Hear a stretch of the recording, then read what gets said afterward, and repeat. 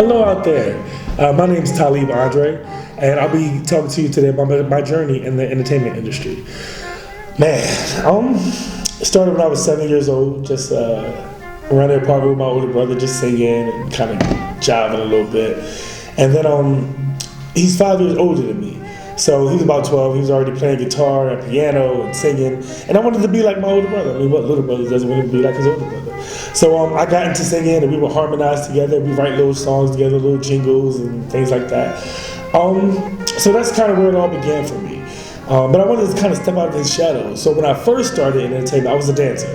I created this dance troupe. We would call it the Rad Raiders in the neighborhood, and we played block parties, and we did some field work for different Eagles and Sixers. We did everything out in Philly. I consider myself to be Philly born and New York bred.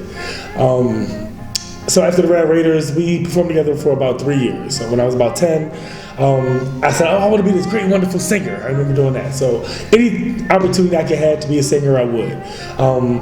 One of my first things I did was a pageant in school. Yeah, I was a pageant boy. Can you believe that? But anyway, so did the pageant, came in second place. I really thought we should have won first place, but came in second place, and that let me know that even if you're the best, you may not always win. But and that was cool from learning, like from an early age, having that experience. And I got to sing, me and my partner, we sang a song on stage, everyone loved it. And from that experience, I got to do more. I was approached by the choir directors at the school to join the choirs, and people wanted me to be in more productions outside of school, sing at weddings, and even bar mitzvahs, if you could believe that. So that's kind of like my early journey in like the entertainment industry. Then at the age of 14, my mother was always my manager. So at the age of 14, she got me an audition for Steve Middleton Unity and Praise, which was in 1995. They were a big gospel recording artist, traveling all over the world and whatnot. Now, normally you had to be 18 years old to join the group. At the time, I was only 14. Now, I'm not sure how my mother finagled to get me this audition, but got the audition. Steve didn't ask me any questions. All he asked me to do was sing. I went in, sang, booked the gig. And then I was able to sing with Unity and Praise and Steve Middleton from the age of 14 all the way to the age of 21. And singing with that group just gave me so many experiences. Touring the country at an early age, making money while doing it, and kind of doing it to serve the Lord because it was a gospel group. So, like I said, it was just a great opportunity. From that, I met so many people, got to meet with artists. I got to sing back up for like Sean Puffy Combs after Biggie died. Just Brandy, Rochelle Farrell, just so many different people just from having that experience. Yolanda Adams. And that was a great experience. So just being around the entertainment, being around all those amazing artists, just was like, how can I then become one of them? Like, having them as people from an early age to look up to gave me something to aspire to be like. I'm like, these are people who are doing it. They look like me. So I know that I can do it as well. Age of 21, I was kind of like in this weird space in life with what do I want to do with life. So I said, you know what, I'm gonna go back to school. Went back to school, started at Community College of Philadelphia, and I knew I wanted to major in entertainment. Theater, like, really wasn't it, but I was like, something in entertainment. So I joined the communications department, communication and English. I was always a writer, even from an early age, doing poetry, like I said, writing songs with my older brother. So I knew English was something that kind of came easy to me. So then mixing that with communication, I was like, oh, maybe I can go in and be like a disc jockey, play some songs on the radio.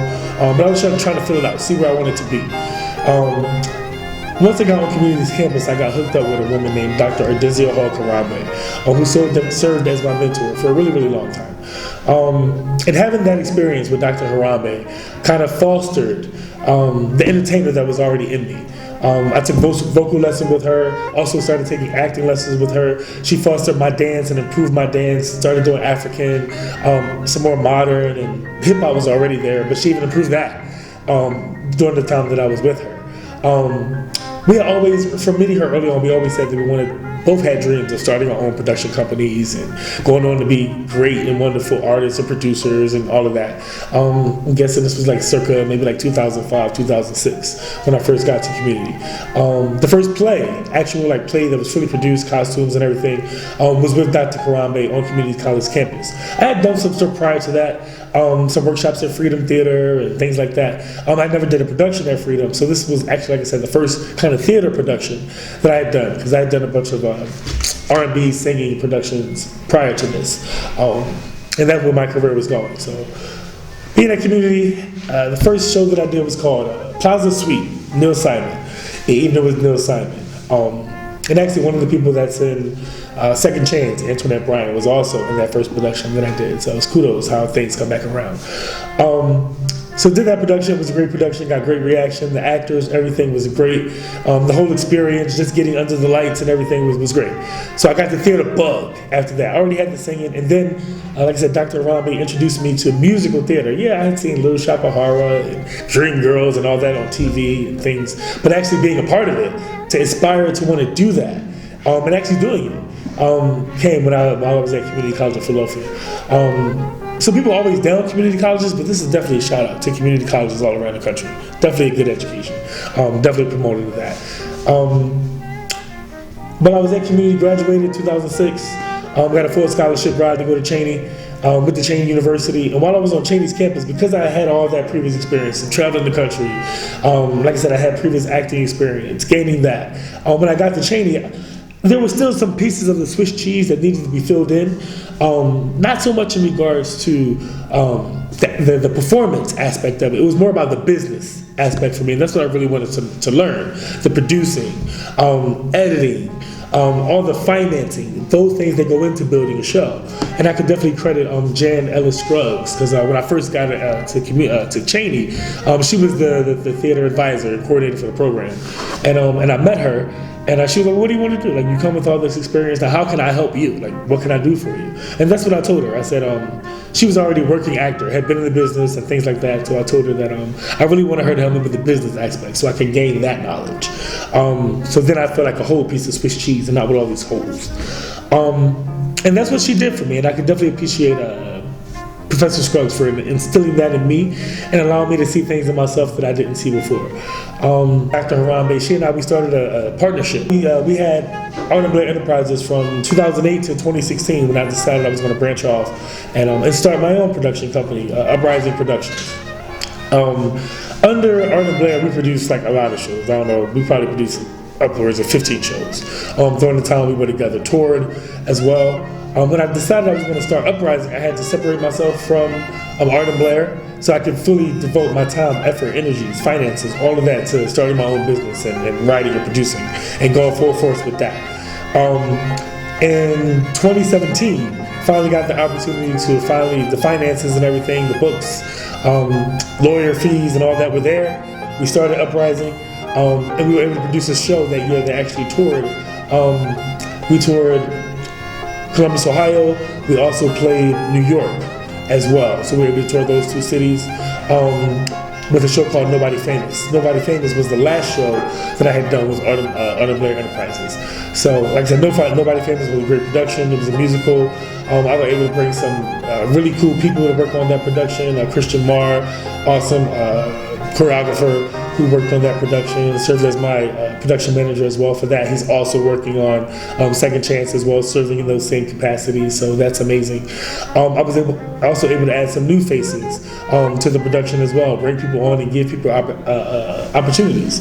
So that was one of the things when I prayed to God and I asked Him for Uprising Productions and told Him what I wanted to do. One of the things that I said is I wanted to be able to walk down the street and give people opportunities. Now, you got to be careful what you ask for because you just might get it. So now I've been able to do that, right? I had some opportunities to literally give people a chance walking off the street. Did those people last? No, because that's not the business.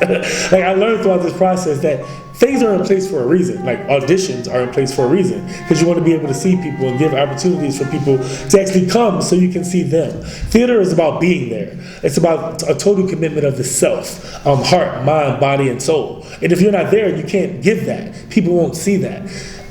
Film is different, right? Because with film, there's a medium of a camera that separates you and the audience. But for theater, man, it's like you got to be totally vulnerable. It's a give and take between you and the audience. There's not another high in the world like it.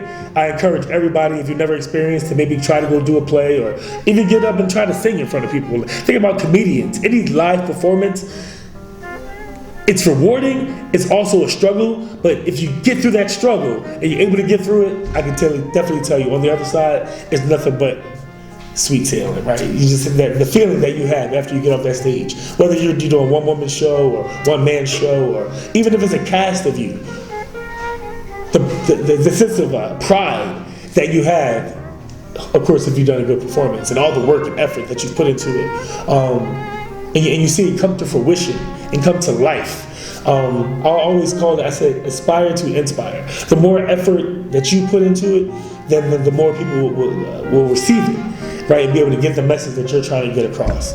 I always say that if you have hard work and consistency, leads to success. Hard work and consistency leads to success, definitely. That's one of the messages that I want to get across during this interview. You can have lack of talent, right? But if you have hard work, you have consistency, then people will see you and people want to work with you. More people are willing to help those who are willing to help themselves. If you say you want it and you want the dream, but you're not working towards it, then how is it ever going to come to fruition? Faith without works is dead, and that's the word, and it's in there for a reason. You have to have the dream, have the vision, and then put it into motion. Each and every day, you got to be working towards it if you want it to come. And I know I'm saying this on camera, and I'm saying this to you, but these are things that I live on, and the principles that I use in order to fuel my business each and every day.